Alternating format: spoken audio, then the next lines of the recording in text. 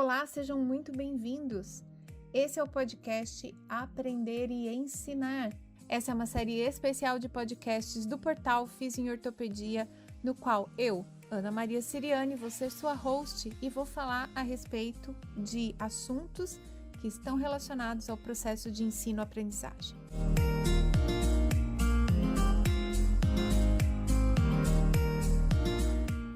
Você é estudante, professor ou você é um profissional de saúde que precisa continuar estudando para se manter atualizado. Pega aí uma cadeira, senta e vamos aproveitar juntos. Ou se você preferir, faz isso correndo, mas não deixa de escutar. Olá, seja muito bem-vindo ao episódio número 34 do podcast Aprender e Ensinar. E se você não sabe, esse podcast, o número 34, tem a idade de Cristo. Se você não entendeu a piada, volte no episódio número 32, quando o Rogério Pena fala por que todos os episódios têm a idade de Cristo. E eu quero começar o dia de hoje, esse episódio especial. Hoje a gente tem convidado. Eu quero começar contando uma coisa para você. Eu caí numa pirâmide. Uma dessas pirâmides que senhorinhas italianas caem, e eu, como uma boa senhorinha italiana, caí. E se você quiser saber, essa não foi a única pirâmide que eu caí. Depois pode perguntar lá no post desse episódio que vai sair no @Fiz em Ortopedia, quais foram as outras pirâmides também que eu caí. Nesse episódio eu vou contar uma delas. Mas, antes de tudo, lembrando, estamos na temporada de final de ano dos episódios do Aprender e Ensinar, e no episódio número 33, eu falei a respeito do ritual envolvido nas apresentações de trabalhos de conclusão de curso. Tanto os TCCs de graduação, quanto de especialização, e até mesmo as dissertações e teses de mestrado e doutorado. Esse momento em que a gente traz a público o conhecimento adquirido, nessas tentativas aí de produzir ciência. Hoje, porque várias vezes eu toquei no nome deste indivíduo ao longo do episódio 33, eu convidei ninguém menos, estou super feliz que ele aceitou, Mauro Fantini, um querido conhecido já do pessoal que me segue lá no meu Instagram, porque eu vivo falando dele, marcando ele em várias postagens. O Mauro é um professor como eu, mas faz várias outras coisas. E eu vou deixar ele se apresentar para vocês. Para quem não conhece ainda, por favor, deem as boas-vindas a Mauro Fantini. Mauro, bom dia, boa tarde, boa noite para quem está ouvindo em vários horários aí diferentes. Oi, Ana Maria. Oi, Brasil podcasteiro, tudo bem? Eu sou professor e recentemente eu fiz um trabalho com o Cláudio Tebas, que é meu parceiro, palhaço, mestre, e a gente e outros também, e a gente estava apresentando um ao outro. E ele foi me apresentar e eu achei muito interessante porque ele falou assim, olha, o Mauro, para mim, é um cientista da bobagem. Que ele pega assim a bobagem, né, a brincadeira, e olha com um olhar analítico e tenta tirar dali conclusões, ideias e coisas que a gente pode usar no futuro, especialmente para comunicação. Eu adorei, assim. Inclusive tem muito a ver com o que a gente vai falar hoje, mas eu adorei essa contração que ele fez em alguma coisa fácil de repetir. Então, eu vou dizer, primeira vez que eu vou dizer isso, dizer que eu sou um cientista da bobagem, porque sou professor, sou biomédico, né? Então sou bem cientista mesmo, quero entender os fenômenos, as hipóteses e medir, ver o que aconteceu. E sou palhaço, trabalho como palhaço há muitos anos já, trabalho como palhaço no hospital, coordeno um grupo de palhaços em um hospital. E sou besta também, então acho que junta todas essas três coisas e a gente vai aos poucos encontrando as pessoas com quem a gente conversa, né? Com quem a gente com quem bate o santo, e Ana Maria Siriani certamente é uma dessas pessoas.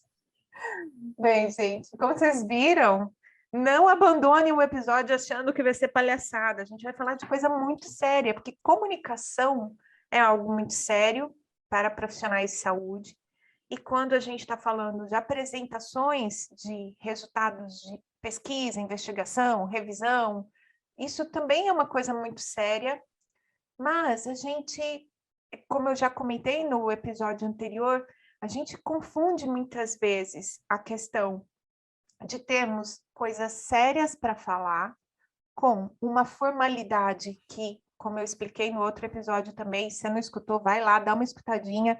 Às vezes essa formalidade, ela beira o pedantismo acadêmico, que muitos de nós acabam em algum momento da vida cometendo, e também uma formalidade que ultrapassa a coisa do ritual, da importância desse momento, do simbolismo desse momento, e vai para uma coisa que fica, né? Eu adoro quando o Mauro fala isso, fica, né? Blá, fica chato. Então, o meu convite para o Mauro é esse, que a gente hoje possa conversar, inclusive com dicas práticas para quem vai apresentar seu trabalho de conclusão aí em breve. Como fazer uma apresentação, Mauro, que atrai o interesse das pessoas, que faz com que as pessoas peguem a nossa ideia, abracem essa ideia, e que a gente seja lembrado, porque, afinal de contas, principalmente para quem vai graduar no TCC, vai ser aquele monte de apresentação, a turma toda vai apresentar como ser o TCC lembrado, Mauro. Olha, eu acho que só da pessoa que vai apresentar um TCC, ou um mestrado, ou um doutorado, só dela pensar nisso, pensar nessa pergunta, como ser lembrado, já é, nossa, é um salto gigantesco.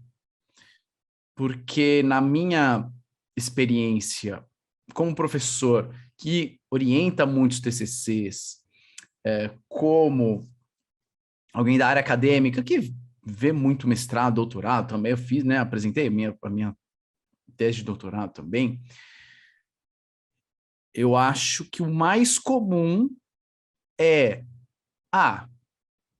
vou lá relatar o que eu fiz, vou lá cumprir uma obrigação, vou lá terminar este processo, vou lá encerrar.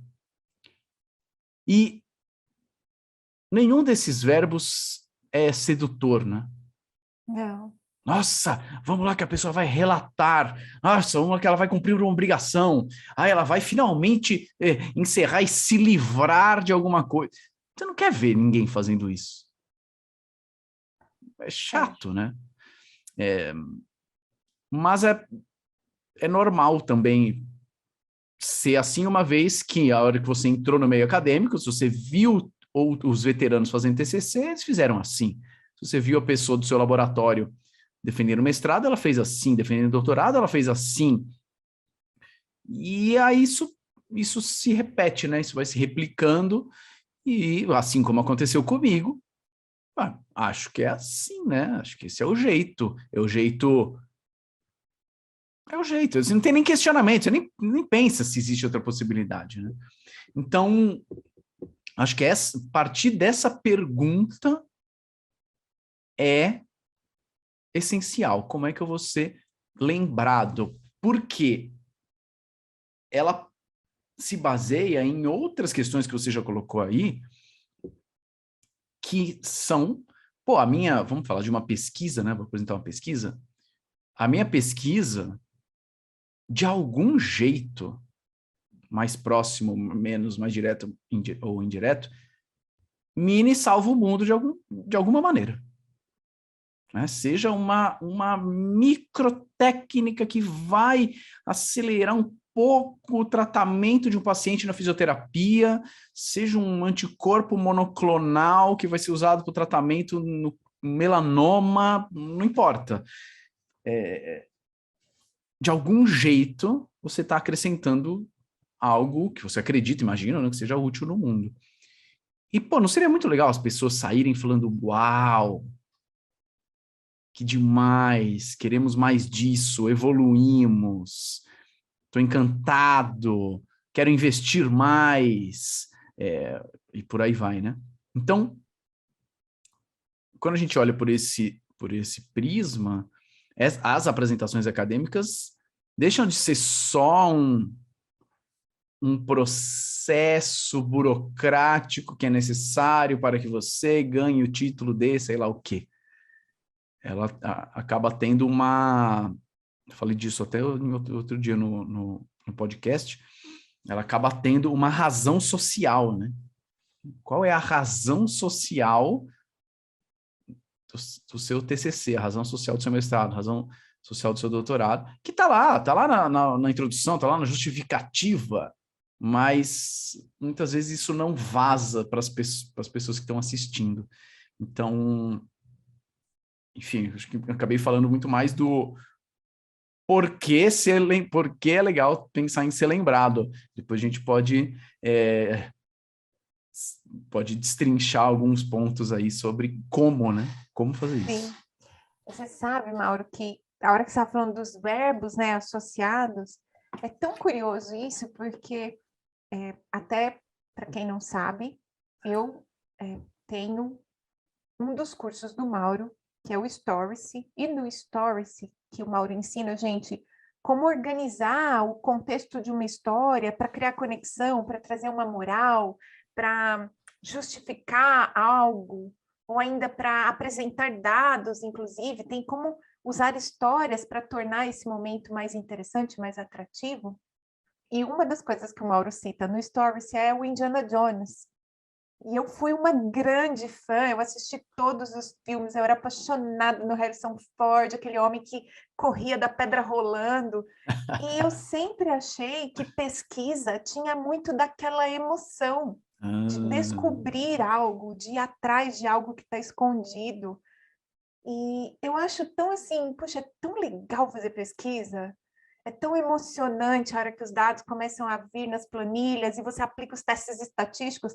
Essa parte, lógico, ela é trabalhosa, ela tem uma teoria por trás, mas a hora que aparece o dado, é meio como encontrar a caveira de cristal, né? Assim, você fala, nossa, achei esse negócio, que incrível esse daqui.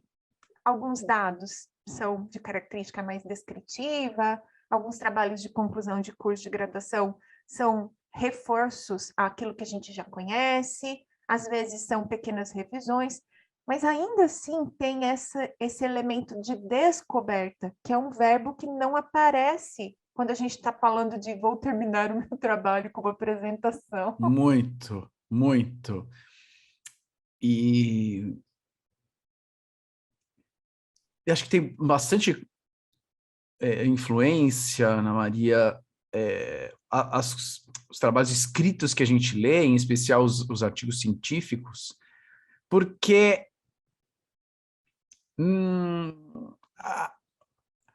é muito relato, né? Assim, isso aconteceu, aí depois isso aconteceu, aí a gente foi ver isso, aí viu aquilo. E aí a hora que a gente vai apresentar, não fica claro para o público o que você esperava, o que é que você descobriu e se o que você descobriu era muito diferente do que você esperava, se isso alterou totalmente a rota da sua, da sua pesquisa. Uhum.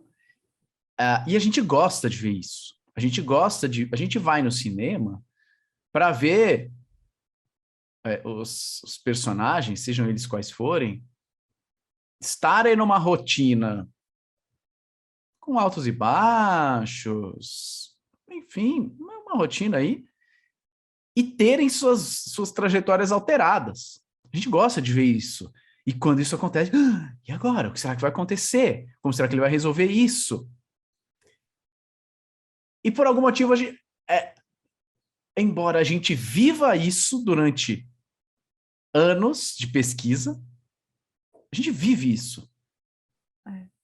É um encontro com um colaborador num congresso que deu uma sacada, é um experimento que parecia que estava dando errado, mas no fim das contas deu alguma coisa valiosa, enfim, um reagente que não chegou.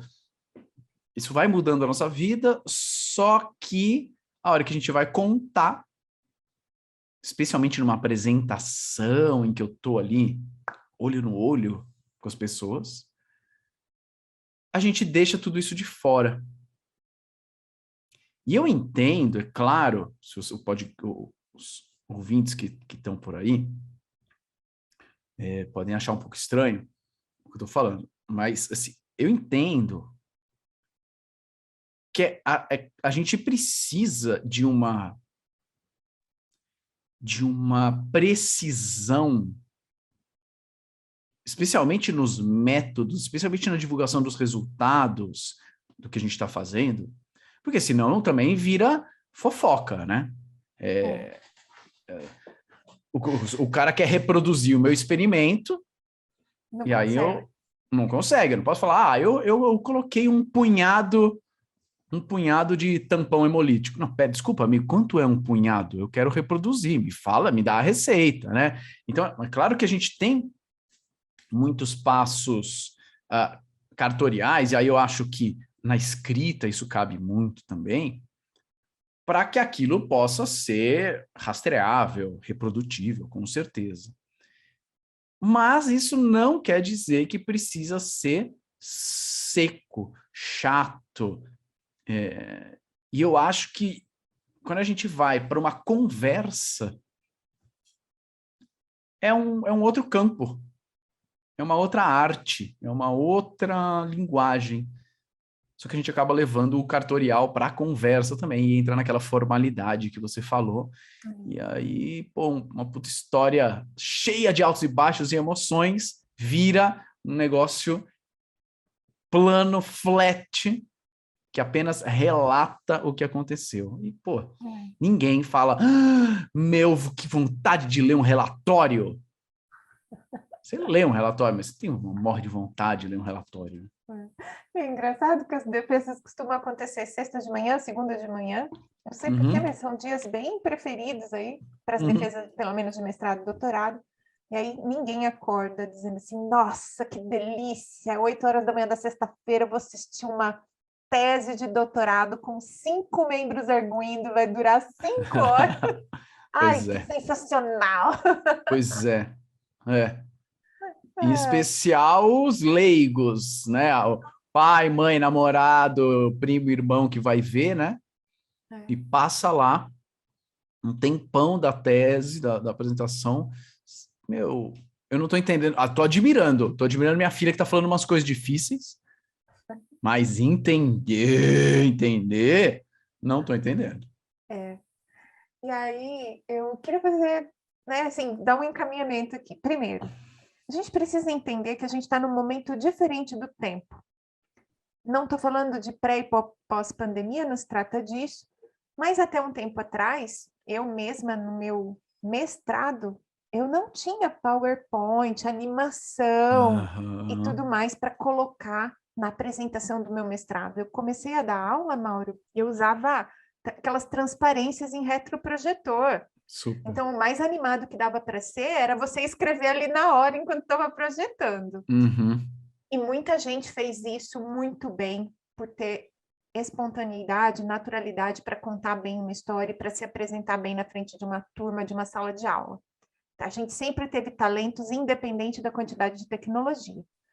Mas acho que faz muito sentido o que você disse, de, neste momento da história, a gente ter mais condições, inclusive depois da pandemia, em que as defesas foram, as apresentações de TCC também foram para esse meio virtual, a gente hoje tem muito mais condições de fazer algo diferente do tradicional, com os elementos importantes que tornam essa apresentação uma apresentação de um trabalho de conclusão de curso, que atendem aos objetivos da banca, das pessoas que estão ali para ver o trabalho, mas que também traz os elementos de capturar a atenção, ter foco, né, no tema, tornar aquilo concreto, porque afinal de contas ninguém vai conseguir visualizar você no laboratório, você fazendo coleta de informações em artigos científicos para fazer uma revisão, trazer isso para uma concretude, um momento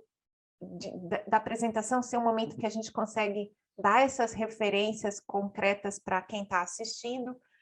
Dá para a gente também colocar as nossas histórias, trazer elementos do que aconteceu no processo dessa pesquisa. Não é incomum nas bancas que alguém, quando é mais generoso, pare todo o processo e diga, me conta um pouco, como foi? O que você aprendeu? Teve alguma coisa que foi difícil? Essa pergunta, normalmente, até tem gente que assistindo, que é mais formal, vai dizer assim, esse cara não leu a dissertação, ele tá de história, né? E não é um momento da gente contar a nossa experiência, o nosso crescimento pessoal nesse processo, de trazer um pouco de emoção para essa apresentação. Então, eu fiz esse convite hoje para o Mauro. Quem não sabe, o Mauro é, sim, um especialista em contar histórias, fazer apresentações que nos conectam com a nossa audiência. E ele também entende muito a respeito de como valorizar a parte audiovisual das nossas apresentações, com estratégias de colocar nos slides algumas animações, mas mais do que isso, como deixar isso claro, simples, concreto. E o meu convite, então, para ele, para hoje, é que a gente possa te trazer elementos que vão dar a chance de você fazer uma apresentação bacana, interessante, mas também um pouco diferente daquilo, introdução, objetivo, hipótese, materiais e métodos, resultado, conclusão. Esse é o convite que a gente tem, né, Mauro? Muito. E a gente tinha conversado um pouquinho antes do episódio, de algumas coisas que a gente queria falar, e tá me vindo agora algo que a gente nem conversou, na verdade, que é a apresentação, tô muito vivendo isso essa semana, a apresentação da Liz, da Liz, que é uma scripter, ela é aluna do meu curso, né, a Ana Maria também, que apresentou o doutorado dela faz 2 dias. E eu fiquei assim, caraca, eu fiquei puta vida. Foi incrível. Foi incrível. Pensei de contar um pouco o que ela aprontou e a gente vai destrinchando. O que você acha? Manda ver, manda ver. Pode ser? Pode ser? Que tem a ver com essas coisas que você falou. Só para contextualizar, ela é biomédica, defendeu o doutorado na Unifesp faz 2 dias, e ela avaliou deixa eu ver se eu lembro o que a sigla quer dizer. Para quem não sabe, como o Mauro é biomédico, ele acaba atraindo para os cursos dele vários professores, várias pessoas relacionadas à pesquisa, área de saúde, mas, assim, tem vários professores mesmo, né? E vários alunos de graduação, de pós-graduação, doutorandos, mestrandos. Então, ele está habituado com aquela pequena objeção de que as pessoas acham que porque a gente está num ambiente mais formal, tipo Unifesp, Isso. as pessoas não vão receber bem essas diferentes apresentações. O que a Liz estava apresentando? E que normalmente a pessoa fala assim, legal isso aí, e aí às vezes acha que a universidade da pessoa ou o laboratório da pessoa é um lugar especial separado do mundo, que é, mas a minha é muito cheia de regra. Mas o meu é todo cheio de pompa. Então, o meu trabalho é acumular evidência de gente fazendo em tudo que é lugar para não ter escapatória. Você falou, tá vendo, gente? Tem na USP, tem na Unifesp, tem na Unicamp, tem em tudo que é lugar, gente. Dá para fazer. Ela trabalhou com uma sigla, eu não achei o significado aqui, mas enfim. Ela trabalhou pesquisando os impactos que uma medida pública sobre apoio a pessoas com com dependência de drogas, o impacto que essa medida teve. Então, é uma medida que aconteceu em 2017, mas aí por depois problemas de financiamento acabou não acontecendo mais. E a justificativa dela era bom, a gente investiu grana, o negócio existiu, a gente precisa entender o que a gente aprendeu com isso. Então é para isso que eu estou aqui, mesmo que ele não exista mais. Mesmo que essa iniciativa não exista mais, porque tudo bem, os aprendizados vão servir para qualquer outra coisa que a gente vai fazer. Então, nessa iniciativa tinham alguns coordenadores, alguns professores, enfim. E ela foi pesquisar como é que tinha sido para eles, o que eles tinham aprendido, quais as dificuldades, o que funcionou bem e por aí vai. Muito bem. A primeira coisa que ela começou fazendo, ela começou falando dela. O primeiro slide que ela tinha não era o título, não era o departamento, não era o orientador, não era nada disso. Era ela, era um camundonguinho passando no slide, porque ela era biomédica, ela tinha umas flores, porque ela é toda das flores, umas flores que iam para um vaso, depois saíam de um vaso, umas animações super bonitas, que, no mínimo, fazem as pessoas prestarem atenção, sabe? Assim, o que é isso? O que está acontecendo? Não é o que eu estou habituado. Exato.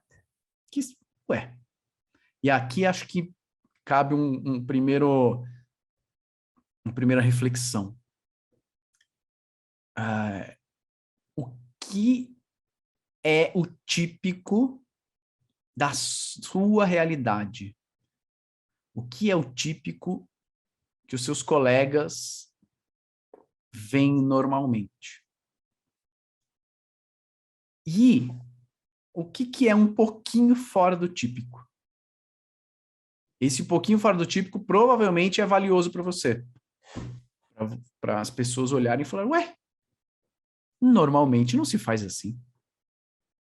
Capturar a atenção da plateia logo no primeiro segundo de contato com ela.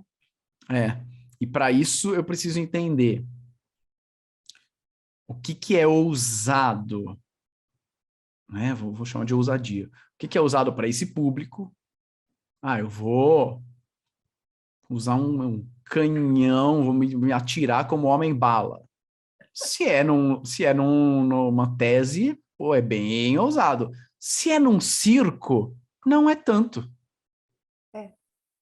Se é no circo, talvez você apresentar a nova de 2 vias, com desvio padrão, seja mais ousado do que ir no canhão, porque... O que está acontecendo? O que é isso? A Né? nova de 2 vias, adorei. Então, é interessante pensar nisso. O que é o típico daqui? Como é que é a regra? Acho que uma das coisas que aquele site sensacionalista é muito bom é que ele sabe muito bem as regras do jornalismo. E aí, ao saber o típico, ele consegue sair um pouquinho, ser um pouquinho absurdo, ser um pouquinho... dar um drible, né? Então, o atacante que dribla bem, ele sabe muito bem o que o zagueiro pensa.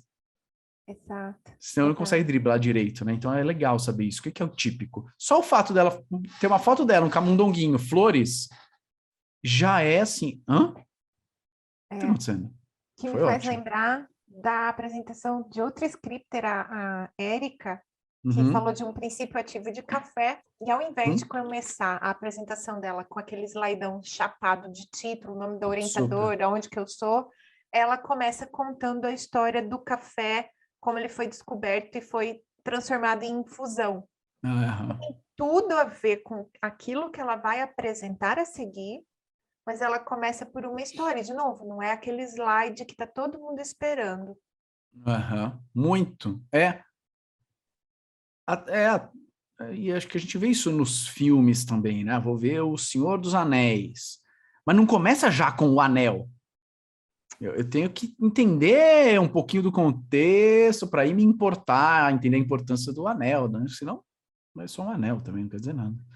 Tem um filme Então, também bom para a gente lembrar nesse momento, que é aquele que o moço fica voltando o dia e ele tá no metrô. E aí o filme começa num momento que ele tá voltando no dia. E aí você não tá ainda entendendo o que tá acontecendo. Você fala assim, meu, o que tá acontecendo com esse cara? Ele tá aham, transtornado, e ele tá dentro do metrô, e ele tá correndo, ele tá tentando mudar a história, e você não tá entendendo o que tá acontecendo. Então é impossível você não começar prestando atenção com algo que começa de forma inesperada. muito legal. É muito legal isso. O começo da apresentação, acho que a gente tem uma liberdade de fazer as pessoas não entenderem totalmente o que está acontecendo. Não dá para prolongar infinitamente. Em algum momento as pessoas precisam entender o que está acontecendo. Mas tudo bem ter algo meio estranho.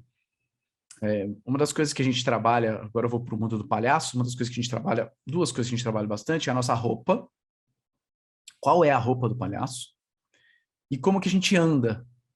Como a gente caminha? Qual é o caminhar de cada palhaço? Cada um tem o seu.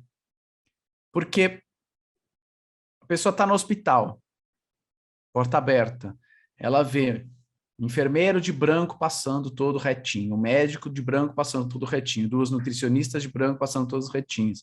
E de repente passa dois palhaços com roupas totalmente diferentes, com andares totalmente diferentes.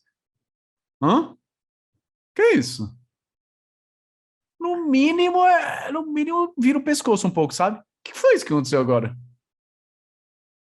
Não sei de onde vieram, não sei o que raio que são esses seres humanos, mas opa, não estou entendendo, mas estou interessado. Exato. Então, é legal pensar nisso. Se o começo vai ver se as pessoas não entenderem um pouquinho, não tá ruim também, não. É interessante. É. É bom. E esse é um elemento importante de quando a gente quer se apresentar em público, que é capturar a atenção das pessoas. Um Sim, começo de apresentação inesperado pode causar esse efeito. super. Se você é um apresentador pouco experiente e acha que começar por um slide do título, falando seu nome, te dá aquele primeiro minuto de sair do nervosismo e engatar na sua mensagem, lembra que esse começo inesperado também pode ter esse efeito no seu estado de ânimo e também vai, além disso, já deixar a plateia atenta ao que você está falando. Então, é uma boa estratégia, um início inesperado para a sua apresentação. Uh, a Liz, voltar para a Liz, a gente vai passeando aqui. Vamos. Ela fez, ela tinha muitos dados qualitativos. Então, ela tinha muitos depoimentos das pessoas. E o dado qualitativo, a pesquisa qualitativa, não se propõe a necessariamente contar o número de palavras ou as vezes que tal termo apareceu e resumir num gráfico, resumir numa tabela. É uma outra pegada com a qual eu tenho mais dificuldade, porque eu sou muito do mundo quantitativo, em termos de pesquisa, né? Mas ela foi fazendo algumas coisas que que para mim trouxe esse mundo mais qualitativo, mais subjetivo, para algo um pouco mais concreto, para a gente sacar um pouquinho mais, ter um pouquinho mais de concretude do que ela estava falando. Então,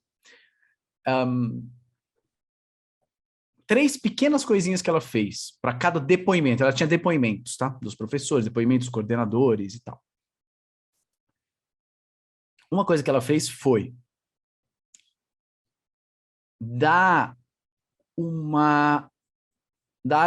rosto para essas figuras que ela entrevistou. Não o rosto das pessoas mesmo, porque as pessoas têm um anonimato ali da pesquisa, mas para o público ter um pouquinho mais de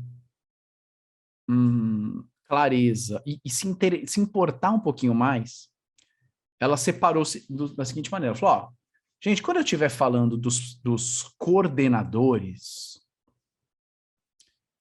eu vou representar ou usando essa fotinho aqui, aí ela tinha uma fotinho do Dumbledore, do Harry Potter.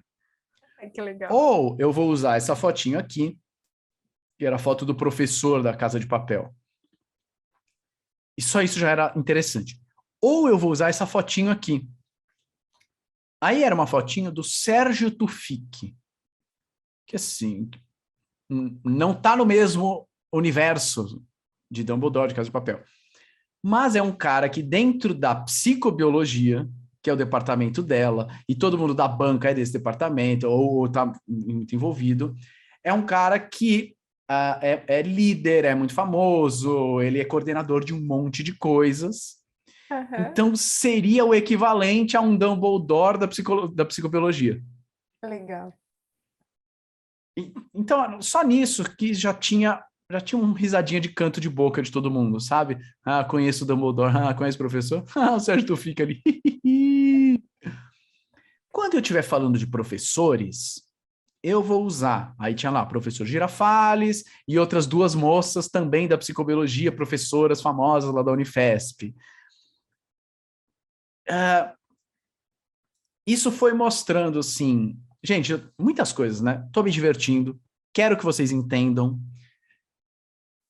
Essa é uma apresentação que eu estou fazendo para vocês, porque esses exemplos só fazem sentido para vocês. E são do seu universo, né? Então São você do acaba seu. envolvido na apresentação. Total, total. Eu estou usando figuras famosas ou pesquisadores renomados fazendo uma brincadeirinha que, de modo algum, é tirar sarro, não tinha sarro nenhum sem tirar deles. Então, trouxe um tempero muito legal.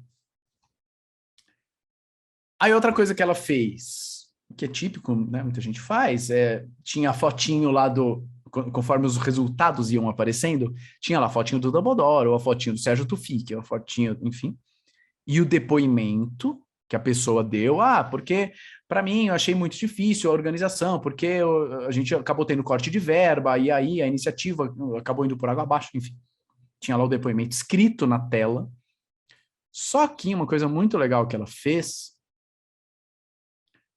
e eu demorei alguns depoimentos para sacar, foi que ela pediu para amigos e colegas dela lerem e gravarem o áudio daquele depoimento.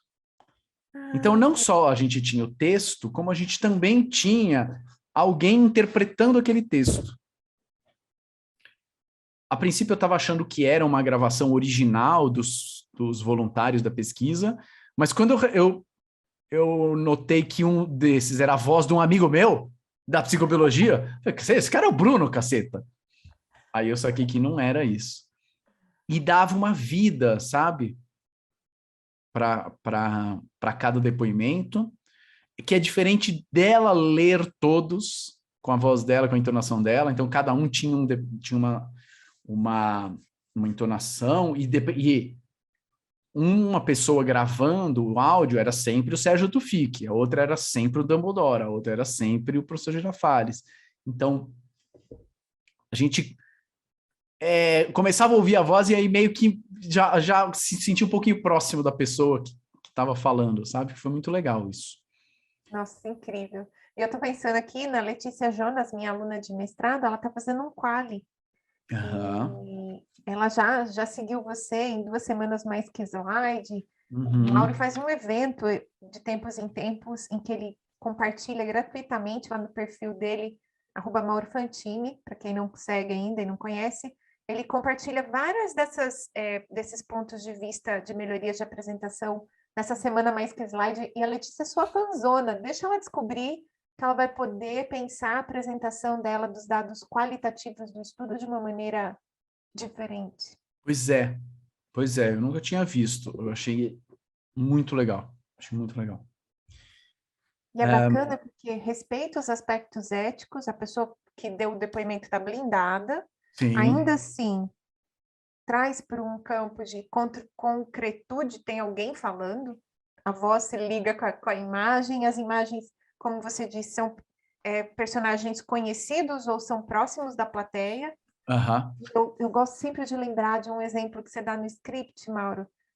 Ninguém gosta de pegar um álbum de fotos que não é seu, do casamento de um amigo para ver. Você quer ver Nossa, é um porre. você quer ver a foto que você tá, ou que tá um amigo. Então, quando a gente traz esses elementos da plateia para dentro da apresentação e traz esse envolvimento, as pessoas tendem também a prestar mais atenção. Sim. E se Muito. envolver mais na apresentação, né? Então, ela foi genial de escolher aí os professores da Unifesp, da área Pois dela. é, eu achei também. Uma outra coisa que a Liz fez foi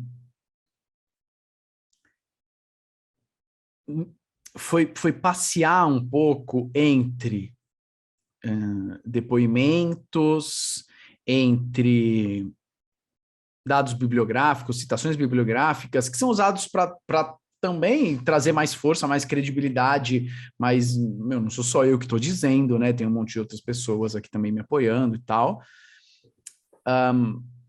Então ela migrava desses momentos para outros momentos mais de conclusões e reflexões dela, mas sempre se apoiando em alguma metáfora, em alguma comparação. E aí uma das coisas que ela mostrou era assim,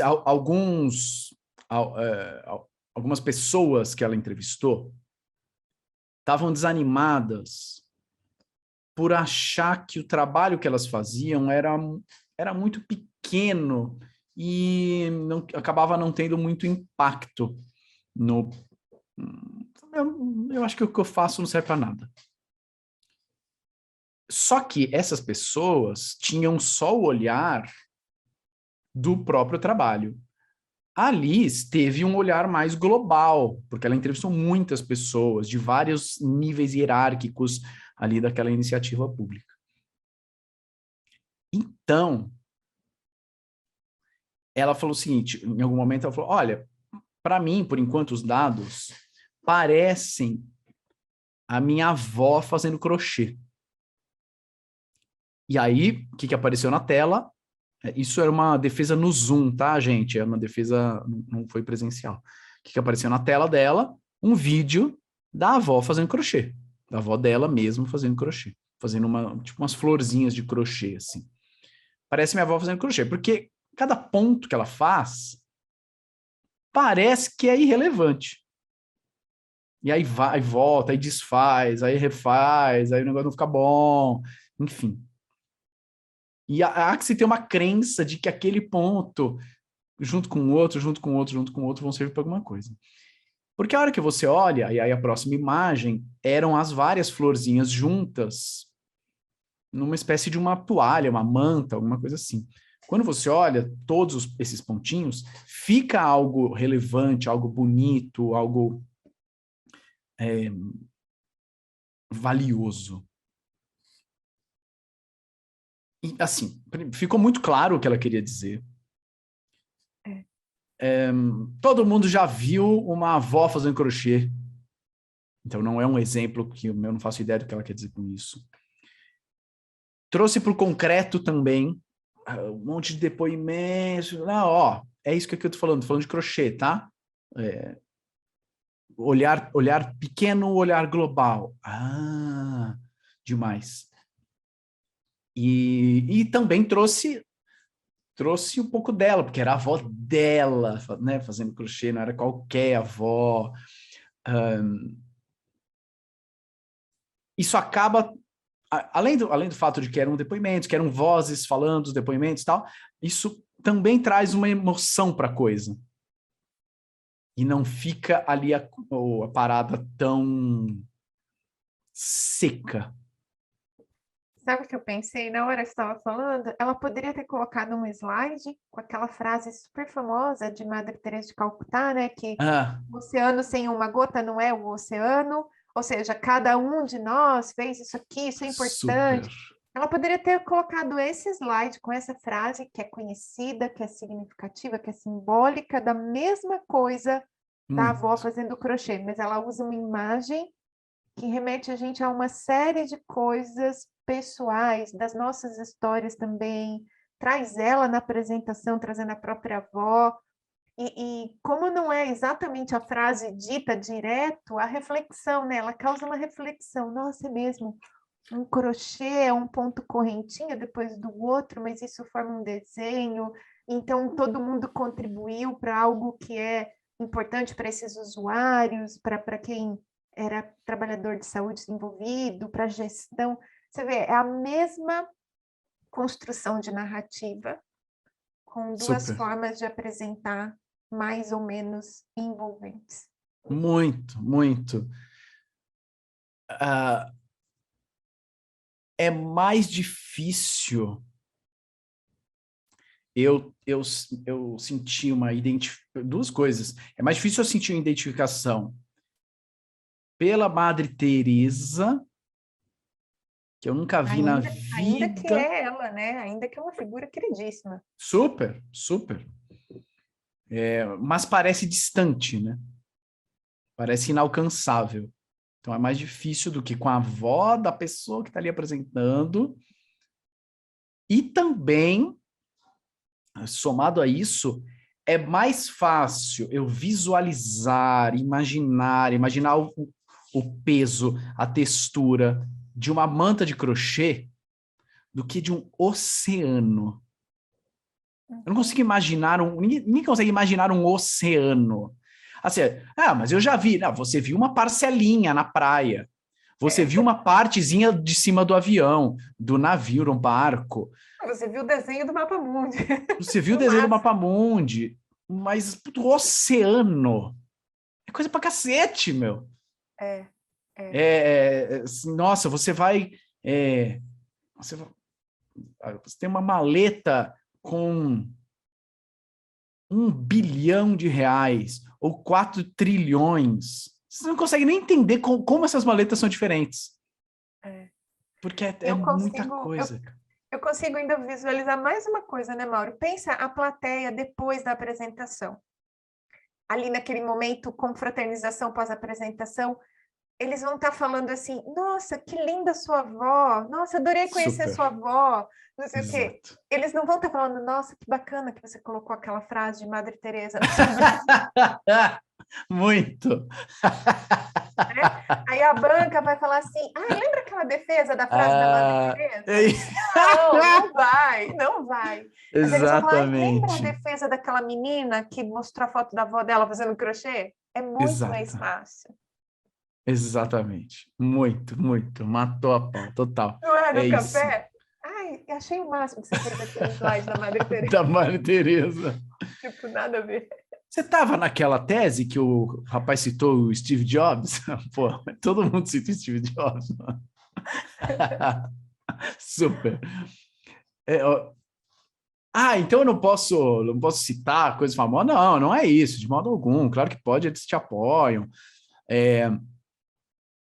Mas como isso pode aparecer não sendo o clichê, ou visto por um outro ponto de vista, ou somado a algo pessoal seu também, ou algo do público, porque pegar a frase de Madre Teresa qualquer um pega, né? E por que alguém... Aí a gente volta lá para o começo que você falou, né? Por que alguém vai lembrar da minha tese? Que alguém vai lembrar da minha apresentação? É. E Demais. é a coisa do importar-se também, né? Porque uma das coisas... Mas antes de eu falar do importar, senão eu vou perder isso e eu queria resgatar, porque várias pessoas dentro do universo da pesquisa da ciência, de saúde, também é quant. Uhum. A gente está falando de dados quali, se você está fazendo um estudo quant, que é uma ideia, lembra da Érica que eu estava falando, que ela começa contando a história do café, né? A Érica, ela estudava a presença de uma determinada substância em diferentes concentrações de café. Então, Uhum. na hora dela apresentar os dados dela, em vez dela fazer aquelas tabelas miseráveis, que às vezes, inclusive, vocês recortam e colam do Excel no Super. PowerPoint para me matar do coração mesmo, de verdade, a Érica, ela criou xícaras de café que ela preenchia com uma figurinha do PowerPoint em diferentes níveis dentro da xícara para apresentar quanto da substância tinha em cada uma das preparações que ela tinha, a depender da concentração. Tipo, algo simples que é transformar para uma linguagem que é hoje muito conhecida por conta dos infográficos.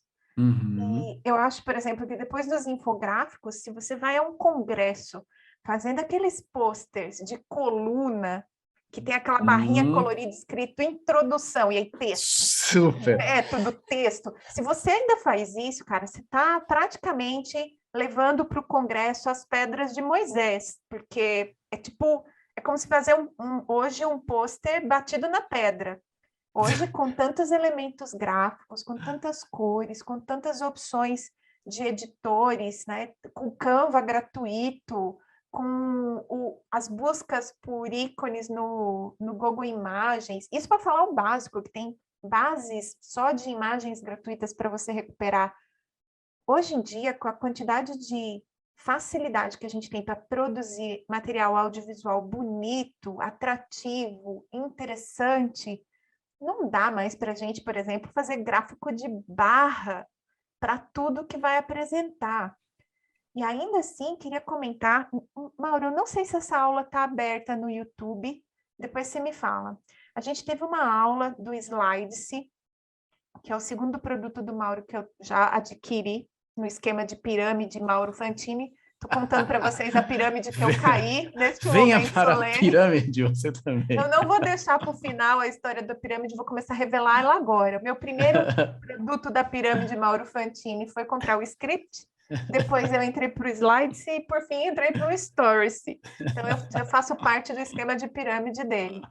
Mas lá Perfeito. no Slides, você fez uma apresentação incrível da taxa de contaminação pelo Covid, que é um baita de um gráfico de barras infernal, numa série temporal, que são gráficos muito típicos da área de saúde, que é um gráfico difícil de ser visto, porque são várias barras, vários É, países, homem, mulher, tarará.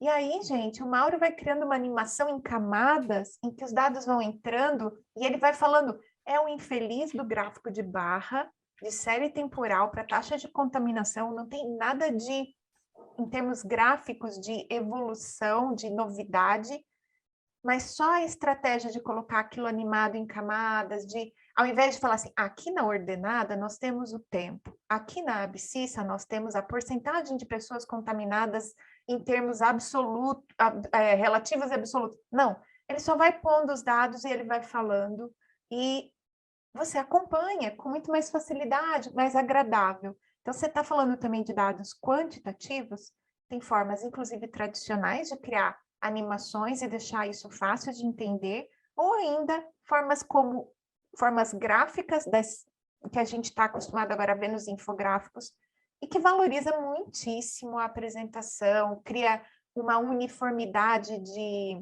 a fluidez, né, nos elementos da apresentação. Você estava falando das florzinhas, eu liguei direto, né, a flor feita na colcha de crochê da avó, eu liguei direto com a flor do primeiro slide, de quando ela aparece com o camundonguinho. Então, tem uma uhum, linha de trabalho, né, no assunto, só para vocês terem mais ideias. super. Muita gente se interessa por animações, transições, coisas do PowerPoint ou do gráfico e tal. Mas para mim o que vem antes, que é mais fundamental, é por que você quer mostrar esse gráfico? O que as pessoas já sabem? O que elas ainda não sabem? O que parece chamar atenção? O que é relevante? Caso contrário, se você não sabe disso, suas animações viram qualquer coisa. A animação é só apertar botão. Mas a questão é quando apertar, por que apertar o botão? Ou às vezes não apertar, às vezes não precisa apertar nada. E aí me veio esses posters que você falou, das colunas cheias de texto, introdução, taranã, quantos você que está andando no congresso, você parou e com uma vontade incrível de ver? Nossa, que vontade de ver esse pôster. Provavelmente você parou por motivos que não foram planejados pelo autor do pôster, do tipo, ele também é do tal laboratório. Ou, eu também trabalho com essa proteína. Mas assim, foi acaso, né? E nada feito com design, né? Com planejamento para que as pessoas queiram parar. Me lembrei agora de um congresso de educação médica que eu fui em 2011 e lá a gente estava numa sessão em que tinham alguns trabalhos sobre humanização do atendimento, humanização da educação médica. E uma das apresentadoras também coordenava um grupo de palhaços lá na UFMG, assim como eu coordeno na São Camilo. E aí ela tinha o pôster dela. Ai. Ela estava lá apresentando do lado do pôster dela, né? E ela era coordenadora desse grupo, ela é médica e também palhaça. Ela também atua como palhaça. Então ela tinha o pôster dela, que não tinha nada demais, tinha lá umas colunas, enfim, estava meio chatinho, mas do lado do pôster dela, colado, assim, imediatamente do lado, tinha outro pôster, que era um pôster com uma foto dela enorme de palhaça. Era a única coisa que tinha. Então você passava por ali e ela falava, oi, tudo bem? Olha, esse aqui é o meu pôster, mostrando o de palhaça, né? Então, eu trouxe o meu pôster aqui, eu trouxe esse outro também. Mas primeiro ela brincava um pouquinho, a gente dava risada, era engraçado, e de repente a gente já estava falando da pesquisa dela e nem tinha percebido. Tá vendo só? E quantos pôsteres eu não vi naquele congresso e eu não lembro de nada, não faço a menor ideia do que aconteceu. É porque era tudo Madre Teresa de Calcutá. Tudo Madre Teresa de Calcutá e a dela era crochê. Olha, aí, para finalizar, terminou a apresentação. Você falou das flores. O primeiro slide era um vaso com flores, feitos em animação. Doutorado da Liz, tá, gente? A gente voltou lá. Voltou para a Liz. E aí essas flores se abriam, faziam uma animação, aí ela aparecia os camundongos, ela contava a história dela, resultados, pipiripiripipi. Ao final, as flores voltaram em algum esqueminha e elas voltam pro vaso e termina na mesma imagem que ela começou. Aqui. Aí, eu já tinha achado incrível, eu estava super orgulhoso, falei, nossa, arrasou, que maravilhoso e tal. E aí a orientadora começou a falar, ia começar a falar para dar palavra para o pessoal da banca, né? E a Alice falou, gente, antes de vocês me perguntarem as coisas, fazerem arguição, eu mandei uma cartinha para cada membro da banca, né? Aí eles, é verdade. Vocês podem pegar a cartinha? Todos os membros da banca tinham um envelope. Eu acho, eu não consegui ver direito, mas eu acho que tinha um selinho todo bonitinho e tal. Eu falei que não era para abrir, até que eu dissesse, então agora vocês podem abrir. Olha só. Ela já tinha aprontado uma parada muito antes de começar. Oi, bom dia, meu nome é Liz e tal. E aí eles abriram o envelope, tinham uma cartinha lá, que eles tinham que ler depois, que não sei o que estava escrito, e tinha, para cada membro da banca, uma flor de crochê feita pela avó dela. Arrasou, matou a pau. Aí Tchau, na prova, gente, a prova. Não quero nem saber o que você pesquisou. A gente está aqui no podcast, episódio número 34, ensinando você como ser aprovado independente da sua pesquisa. Exatamente. Aí você via no Zoom a carinha deles abrindo, sabe? Foi incrível. Eu não fiquei para ver a arguição, mas a Liz depois falou que a avó dela chegou na casa dela depois, acabou aparecendo na câmera, os avaliadores quiseram falar com a avó dela. Oi, dona Alzira, tudo bem? Estamos curtindo sua flor e tal. Depois, os avaliadores saem, né, da sala do Zoom, vão para uma outra sala do Zoom separada para discutir a avaliação do aluno. E a orientadora dela, nessa sala reclusa, hein, reservada, tirou um print e depois mandou para a Liz, que são todos ela, a orientadora e os avaliadores, todos sorrindo, mostrando a florzinha de crochê. E uma delas falou que vai deixar na casa dela, em algum lugar especial. Assim, qual é a chance desses avaliadores não contarem para outras pessoas sobre essa experiência? Teve uma menina, se não vai ser, foi aquela apresentação do crochê. Porque a gente, no fim das contas, depois de uma semana, 2 meses, 5 meses, ninguém vai lembrar do valor da barra, ninguém vai lembrar da citação bibliográfica, de tudo que você falou. As pessoas vão tentar resumir a sua lembrança em uma coisa, em um evento, em uma emoção, em um objeto, em uma piada, eu não sei, em algo, né? É aquela assim como o episódio de Friends, né? Todo episódio de Friends é aquele em que... Aquele do macaco, aquele em que o Joey vai velejar, aquele da gravidez, aquele dos gêmeos, enfim. E a gente faz isso, né? Então essa certamente vai ficar, aquela do crochê. Não tem como. Mas vai ser lembrado. Olha, a gente voltou lá para o começo do episódio. Mas tá vendo? Quando a gente está contando uma história boa, as coisas se ligam mesmo, é assim. E isso acontece também quando você está contando para a banca dos seus dados, da sua pesquisa. Claro. E, bem, a gente pode resumir boa parte do que a gente falou em termos de ter a atenção do público, criar nesse público elementos que os ajudam a lembrar e entender os dados que estão no seu estudo, no seu trabalho. Você cria uma conexão, você leva a pessoa a refletir, então, a concordar ou acreditar naquilo que ele está vendo ali acontecer na sua apresentação. Se importar o bastante para, por exemplo, no momento de reclusão da banca, tirar uma foto com a flor que você deu para eles. Super.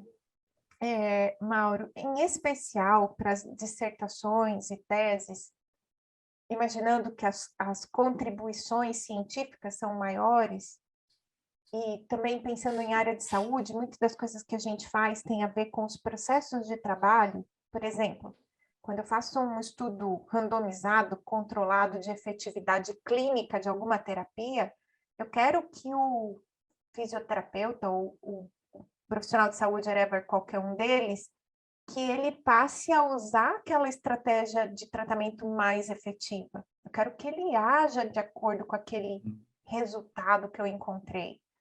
Quando eu vou a um congresso e quero apresentar as minhas convicções, eu quero que as pessoas se alinhem ao meu pensamento, ao meu raciocínio, à minha tomada de decisão. Quando você é chamado para escrever um editorial de uma revista, para fazer um podcast, você quer que as pessoas colhem na sua ideia. Mas principalmente quando a gente fala de pesquisa, e eu gosto sempre de dizer isso, né? Um país tão pobre, que o investimento é tão curto, em que o letramento em ciência é baixo, esse esforço de fazer as pessoas capturarem a ideia e agir no sentido de usar aquele conhecimento que foi tão suado para o pesquisador brasileiro produzir, e que pode ser de verdade relevante para a sociedade, no nosso caso, para os nossos pacientes, para o público que a gente atende. Agir, Mauro, você é um cara de ação, os narizes são uma grande prova de que você é uma pessoa de ações. Como que a gente leva as pessoas, depois de uma apresentação, até essa disposição para agir? Bom, acho que depende de com quem você está falando Uhum. e em que ponto da paquera que você está com o seu público. Eu recentemente tive um problema no ombro jogando squash, fui fazer fisioterapia. Quero deixar claro que, como o padre Fábio de Mello, ele não quis fazer fisioterapia comigo, tá, gente? Ele me trocou por uma amiga conhecida dele que ele acha que é boa. Vocês depois podem afirmar para ele que ele fez uma má escolha, é só deixar isso escrito no post desse episódio. Pode Mas continuar. é que a minha amiga, ela está em São Bernardo, né? Não em Ribeirão Preto. Eu não podia perder essa oportunidade. Eu já a conheço, ela fez parte do Nariz, eu celebrei o casamento dela, a gente é super próximo. Acho bom ela dar um jeito no seu ombro. Tá zerado, tá ótimo. E ela ela fez algumas avaliações, me viu andando na esteira, pediu para fazer uns movimentos do squash, entendeu como é que tá, viu minha ressonância, enfim. E a partir disso, ela sugeriu algumas ações para eu fazer depois, alguns treinos específicos. Eu compro uma bola, compro um elástico, faz isso 3 vezes por semana, volto, faz esse alongamento. Quando for fazer squash, faz assim, assim, assado. E eu segui as ações que ela me propôs. Bom, porque eu já conheço, porque eu acredito, porque a gente está numa paquera mais avançada, está muito mais fácil. Ela simplificou para mim, fazendo uma lista dos exercícios, gravando os exercícios e me mandando, porque às vezes eu olho o nome e não lembro como é o exercício que eu preciso fazer. Então simplificou pra caramba e tal. Então ela quer que eu faça, né? Que eu faça, que eu fique bem, porque ao ficar bem eu fico feliz, eu volto lá, eu falo dela, Juliana Tomé, tô falando aqui no podcast, enfim, né? Tudo Exato. isso. Pode ser que em outras situações a gente esteja num nível de paquera um pouco mais distante. E o que a gente quer de uma pessoa é que ela talvez leia um texto um pouco mais aprofundado sobre aquilo que eu estou falando. Talvez isso te interesse tanto por onde você está na paquera, como também por onde você está naquele assunto. Uhum. Vai ver, você ainda não tem um produto para vender, você ainda não está no momento de ser aprovado para um título, e o que você tem é só um saiba mais. Então, isso já é uma ação. Visite o meu perfil, isso é uma ação. Para os alunos, de repente você termina uma aula e Faz um quiz. pode ser. Faz um quiz, responde essa parada aqui no Teams, ou participa lá do fórum, mas ninguém vai participar do fórum só porque você está pedindo, coitado do professor, vou fazer por dó. Assim como eu também não quero entrar no quarto de hospital com um palhaço, porque a pessoa está com dó, fala, coitado, está fazendo trabalho voluntário, eu não estou com a menor vontade de receber o palhaço, mas vai, entra aí, vai. Não, eu quero que ela queira fazer. Então, acho importante saber em que nível que a gente está da paquera e como é o próximo passo. Que às vezes é só pegar na mão. Não preciso chamar para casar. Né? Só pegar na mão. Ou já é algo mais avançado. Por exemplo... Entre para a pirâmide. Entre para a pirâmide, né? entre no curso. Ou os caras que apresentaram dados sobre segurança, eficácia de vacina lá para a Anvisa. Isso. Qual é a ação? Aprova essa bagaça. Essa é a ação que eu gostaria, né? Que eu estou pleiteando essa ação. Quero que você aprove, quero que você me aprove no doutorado. Ou De repente, uma ação num congresso é você fazer as pessoas visitarem o seu perfil, ou visitarem algum tipo de currículo diferente que você tem, porque você quer receber algum convite para um pós-doc, não sei. Mas talvez a pessoa não vá te convidar para trabalhar com ela, porque ela trombou com você num pôster, mas ela ficou sabendo ali, aprofundou um pouquinho mais o conhecimento, ficou sabendo mais um pouco, pode ser que venha a partir daí. Então, acho que são vários tipos de ação, e eu sempre gosto de pensar nisso na paquera. Se você conseguir subir um pouquinho a intimidade da paquera, já é uma ação legal, já. É. E aí tem várias, né, que a gente pode sugerir dentro de um esquema de apresentação. E eu sei que alguns TCCs estão acontecendo num modelo que é híbrido, né? Por medo de problemas de conexão, alguns cursos estão pedindo para os estudantes gravarem a parte que é a Uhum, apresentação. uhum. Daí eles vão online, síncrono, junto com os professores e os colegas. Aí eles abrem a câmera, se apresentam, colocam a gravação da sua apresentação e em seguida tem essa arguição. Então, nesse momento, gente, vocês podem, inclusive, usar os minutos iniciais para se apresentar de uma maneira diferente e aí tocar a sua aula. E ao final, a mesma coisa, você pode deixar a banca à vontade para, por exemplo, ou seus colegas, você pode ter um QR Code que você mostra aonde tem o material para o download, aonde tem a cartilha que você usou com seus Uhum. pacientes, aonde tem um vídeo do procedimento experimental que você não coube dentro da apresentação por conta de limite de tempo. Tudo isso são possibilidades de solicitação de ação.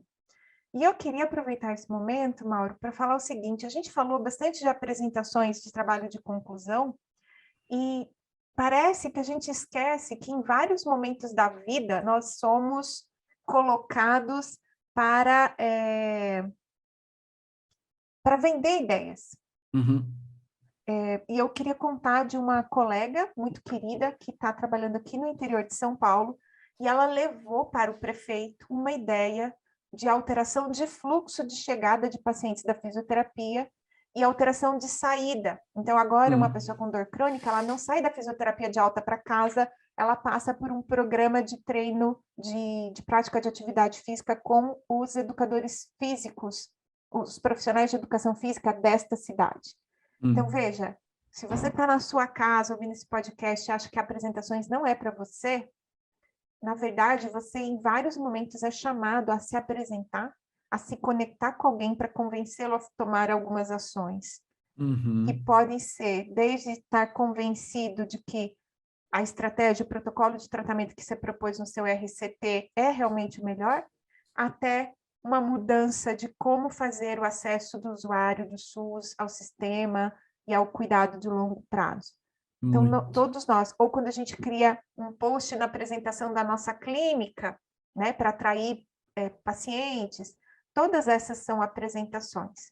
Então, os elementos que a gente comentou aqui hoje, de se aproximar do público, de trazer coisas sobre você, sobre o seu universo, de coletar as informações e colocá-las de uma forma que elas apareçam de forma simples e concreta, porque a gente tem dificuldade com coisas abstratas, de criar uma identificação com quem está conversando através de ações e frases, ou pequenas coisas que você pode incluir nesse momento.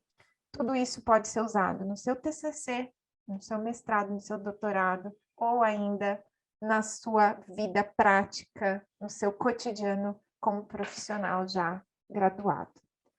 Mauro, Total. quero deixar você à vontade para fazer aí suas palavras finais. Eu adorei. Caraca, meu. Acho incrível. Passou mó tempo, nem percebi. Amei. Acho cada vez mais necessário a gente abordar esses assuntos. Acho muito legal que tem muita gente da área acadêmica se interessando por isso. E isso é fundamental porque a gente mini salva o mundo a cada trabalho, a cada pesquisa. E quanto mais a gente conseguir mostrar isso para as pessoas, melhor fica para todo mundo que trabalha com ciência. E as pessoas vão cada vez gostar mais de ciência e a gente, quem sabe, não melhora o nosso jeito de se comunicar. Então, agradeço, obrigado pelo convite, adorei estar aqui. Para quem quiser saber mais desses assuntos comunicativos, científicos, palhacísticos, vai lá no @MauroFantini, que sempre tem coisa nova lá.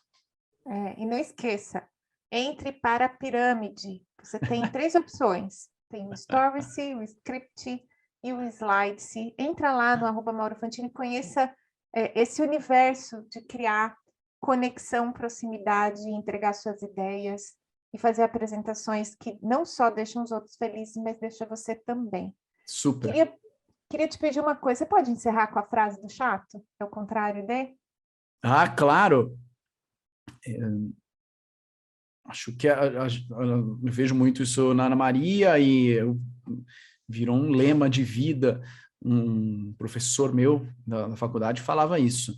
E eu tento fazer isso nas minhas aulas, nas minhas apresentações, na empresa, no Narizes, em tudo que eu faço, que o divertido não é o contrário de sério. Divertido é o contrário de chato. A gente pode ser divertido e levar a sério. E chegar na hora e fazer bem feito, e se preocupar com o público, e ser ético, honesto, sincero, e ser divertido. Não tem problema nenhum. Do mesmo jeito, dá para ser sisudo, carrancudo, e não levar a sério. Exato. Assim como a gente, toda hora tem alguma notícia de algum engravatado que tá te passando a perna. Você votou no cara, o cara tá te passando a perna, tá te sacaneando de algum jeito. O cara, nossa, olha só, ele veste terno e gravata, mas não leva a sério o que tá fazendo. Então, divertido não tem nada a ver com sério. Divertido não é o contrário de sério, divertido é o contrário de chato. Excelente. Gente, não tem mais nada para falar. Eu espero vocês, então, no episódio número 35 do podcast Aprender e Ensinar. Muito obrigada, Mauro Fantini. Obrigadíssimo, Ana Maria. Um beijo virtual para todos os ouvintes. Ai, também.